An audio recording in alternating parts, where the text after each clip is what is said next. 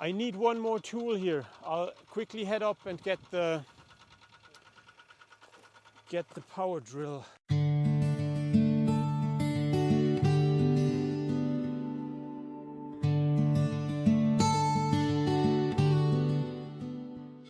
We could have done another episode calling it Removing the Storm Damage.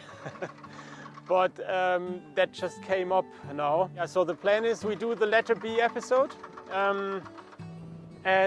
So obviously I'll have a major role in this episode today because B as in Benjamin. Then we will talk a little bit about B as in business. And then last not least, we will introduce another one of our alpacas whose name starts with the letter B, and you probably met him already. I think I mentioned him with the last letter A episode. His name is Bob.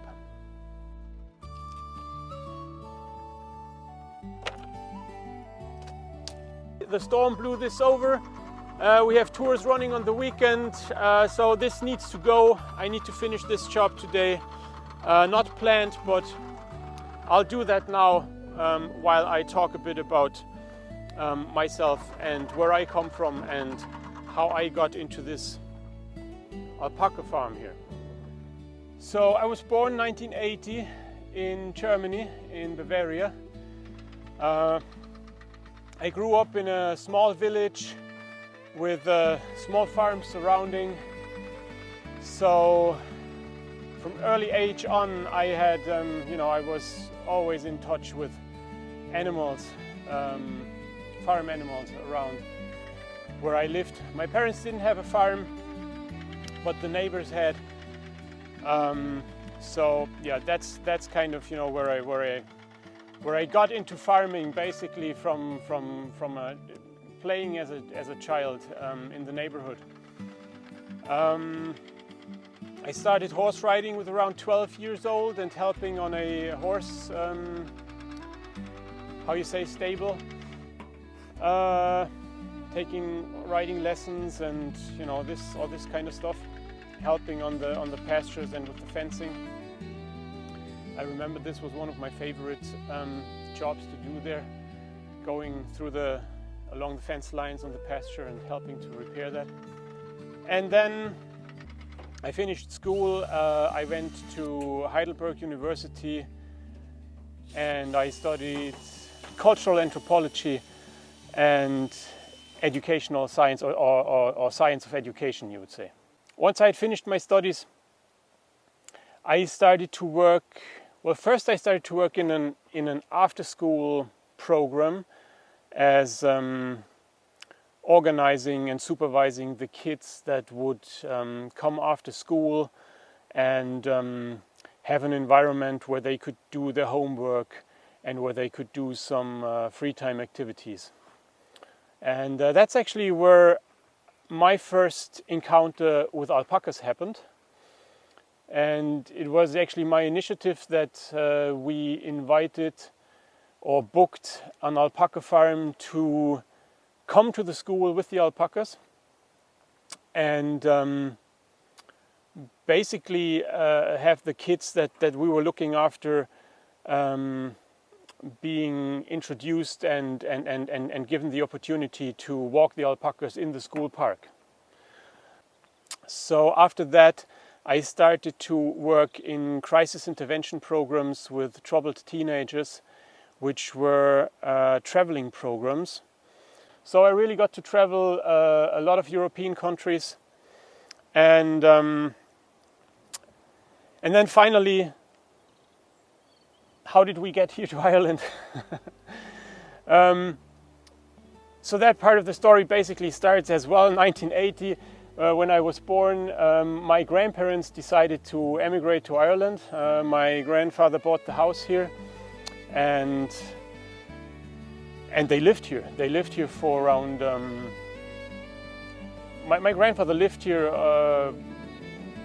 just like maybe 3 months before he passed away.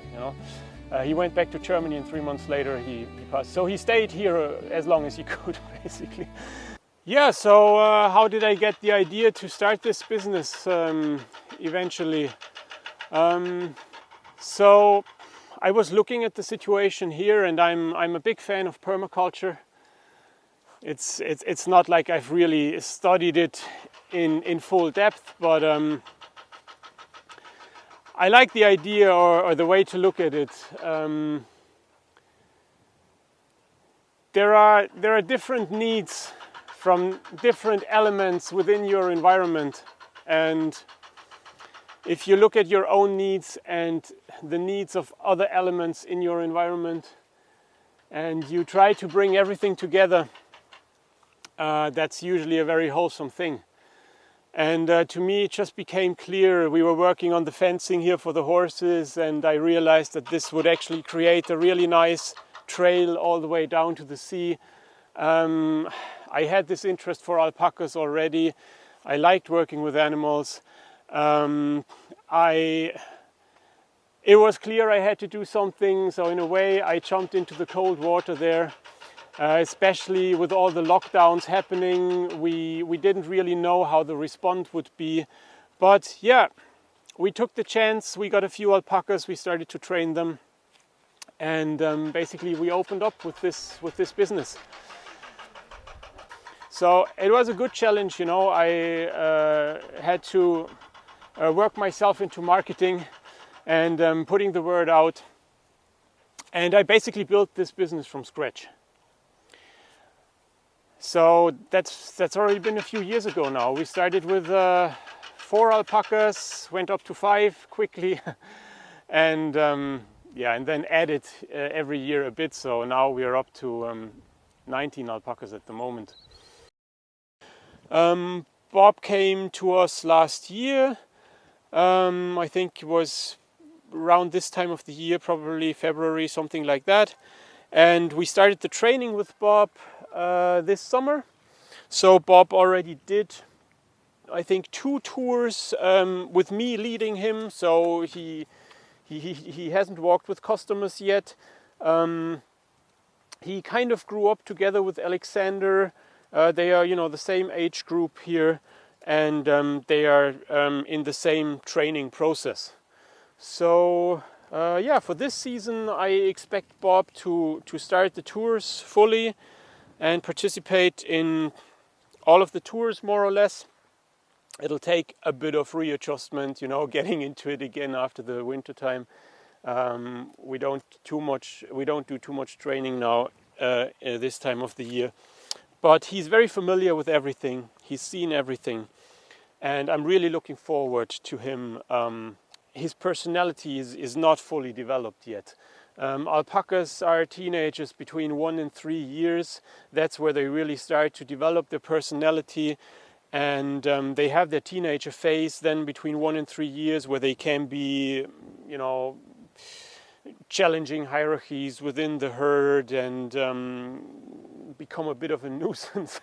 And that does reflect in the walking tours. We have to, consider which alpacas walk on which position, especially with the teenagers, because they might start giving out to each other. But once they are through this 3-year teenager phase, or phase between 1 and 3 years, they settle in, and you start to the personality starts to show up more and more in a more stable way, especially when they are neutered.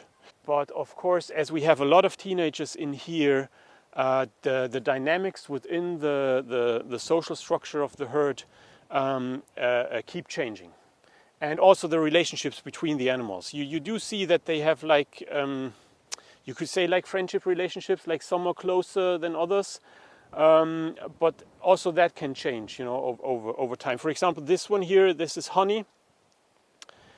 Honey was very close to Papa. Papa just disappeared now down the ditch, but they were very close when they came to our farm. They came here on the same day, and that's probably why they bonded very much. But after they went through their teenage phase, they're much more independent now from that previous relationship. Like previously, Papa wouldn't go anywhere without Honey. we couldn't take a papa on a walk without Honey. And that has changed now. Honey is so confident. Yeah, that's kind of the story. Where are you, Bob? Oh, he's right here. Sorry, Bob. Also, one interesting fact you can clearly see with Bob now, and here's Mika next to him. So they will be fully grown size-wise with about 3 years, but the face still grows a bit longer. You see, Mika here is 7 years old and his face is much more developed compared to Bob's face. You know, Bob still has a tiny baby face. Sorry, Bob. And sometimes when you sit down like this, that's when alpacas come closer and they get really curious, especially if you wear something furry. Yeah, but you see, as soon as you get closer, they get suspicious. All right, I might shake the bucket a little bit here and hope that they follow me up to the shed.